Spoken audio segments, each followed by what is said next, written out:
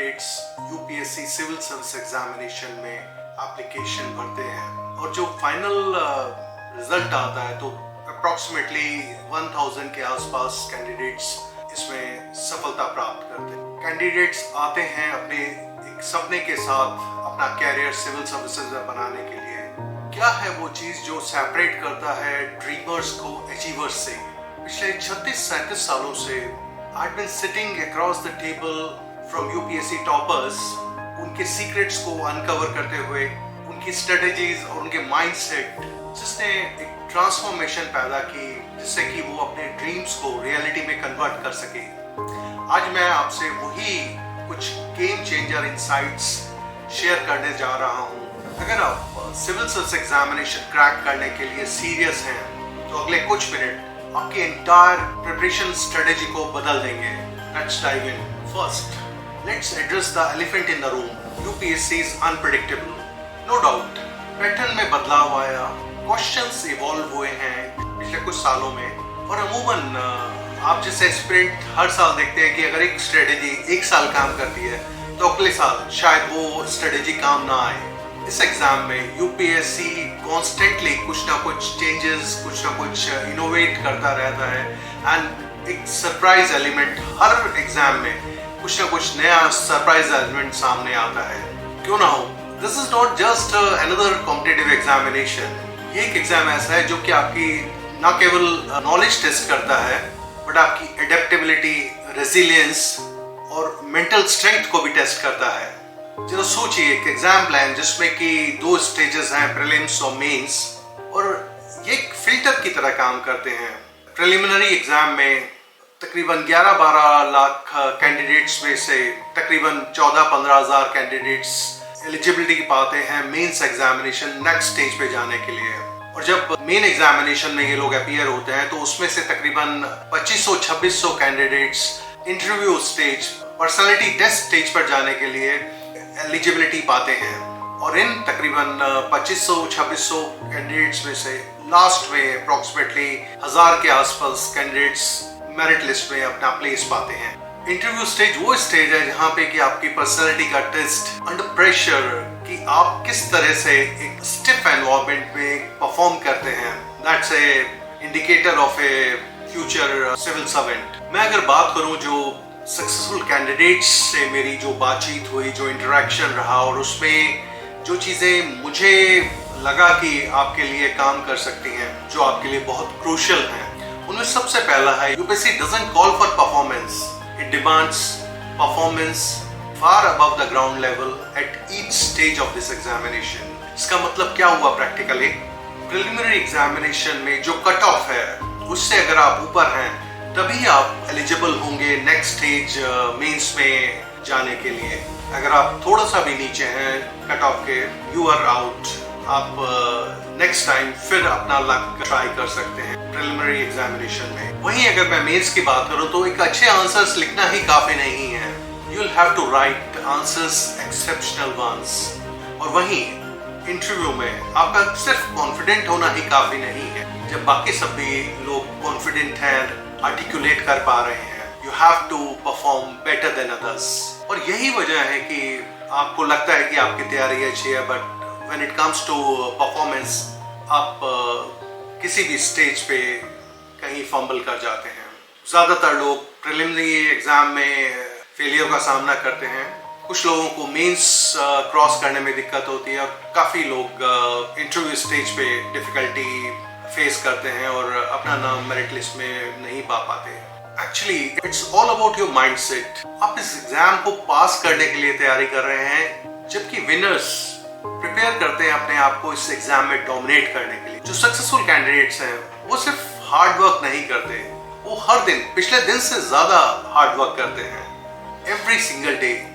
वो लोग बाकी लोगों से compete करने के बारे में नहीं सोचते, अपने को पिछले दिन से बेहतर बनाने के बारे में उनकी सोच हो।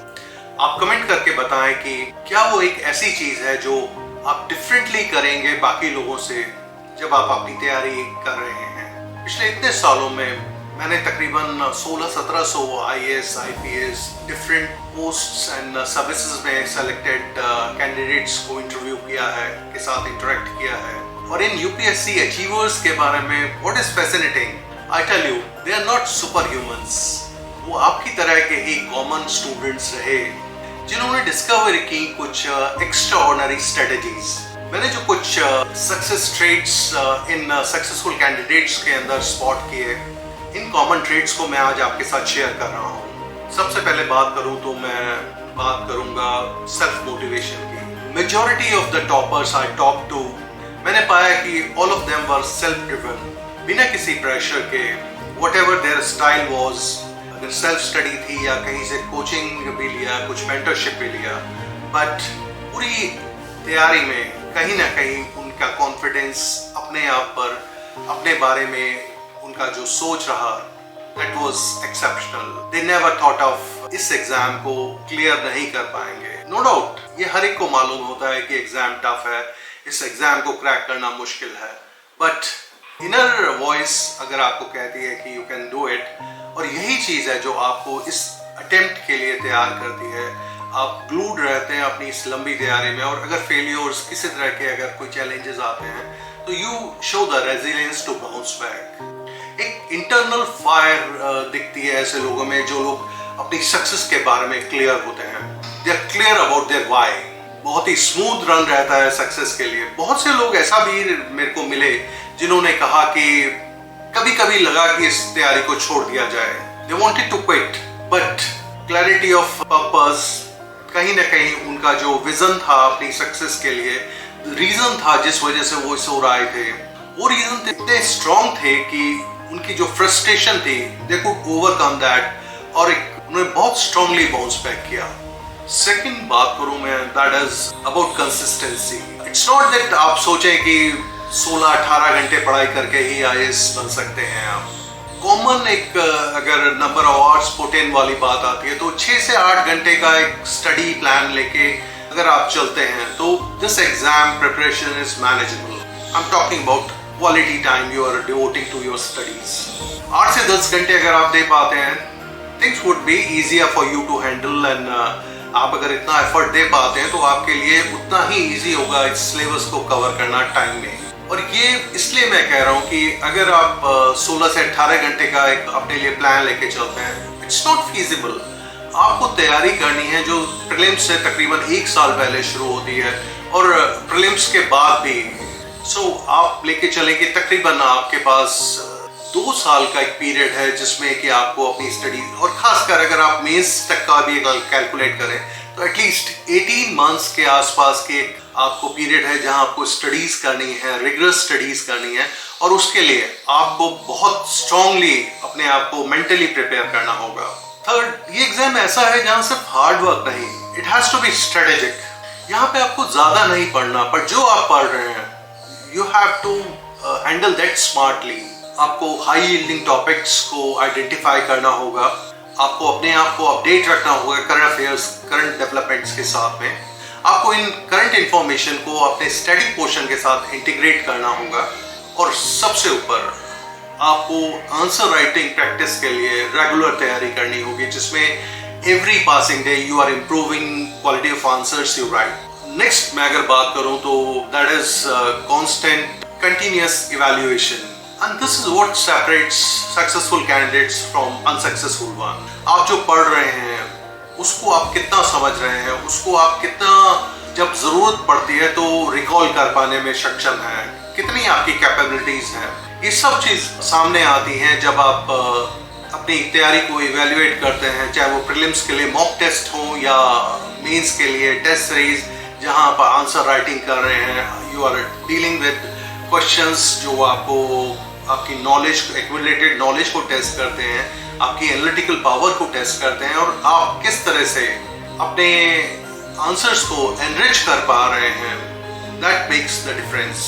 आपको हर स्टेज पे, नो डाउट जब शुरुआत होती है तब भी एक सेल्फ असेसमेंट की जरूरत होती है, बिकॉज अकॉर्डिंगली आप प्रायोरिटाइज कर पाते हैं अपने स्टडी प्लान को। बट जब आप आगे बढ़ते हैं तो आप इवैल्यूएशन के साथ साथ एक सेल्फ असेसमेंट की how far you have come, आपकी जो ग्रोथ रही है वो सेटिस्फैक्टरी है कि नहीं, वेयर यू आर लैकिंग, कहाँ पे चीजें हैं जहां आपको इंप्रूव करना है, you have to put in extra efforts. और इसके बाद you should be open for feedback. Genuine feedback, और जो फीडबैक मिल रही है उसको आप कितना अपने प्रिपरेशन में इम्प्लीमेंट कर पाते हैं, that will make the difference.